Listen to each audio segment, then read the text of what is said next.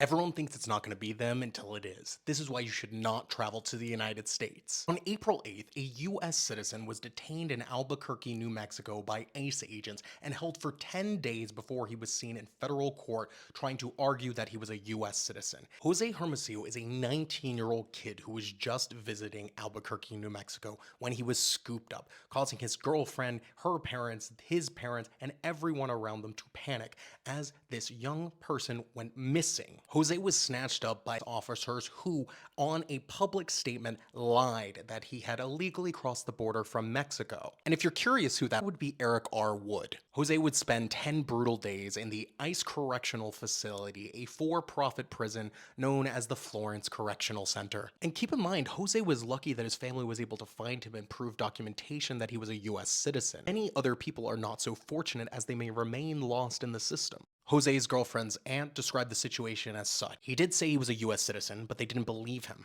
I think they would have kept him.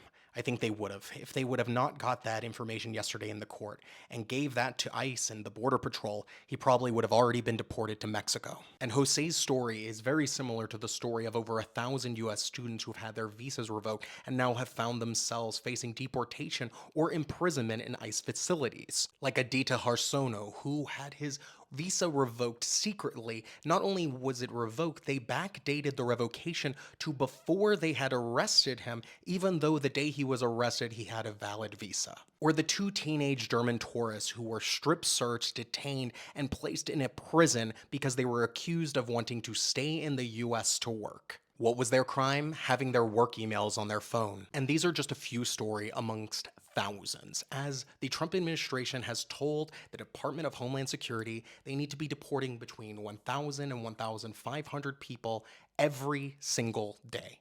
And you could be part of that quota. You could make someone's numbers by just being the wrong person to go through the border at that moment. Or maybe you're just walking around New York City or somewhere else and an ICE agent picks you up. Because that is the reality. Everywhere you are always at risk of being detained, taken into an ICE detention facility, and there's a small chance you will end up in a third country in a forced gulag like El Salvador. That is the reality of traveling to the United States, and everyone thinks they're going to get lucky, but it might not be you.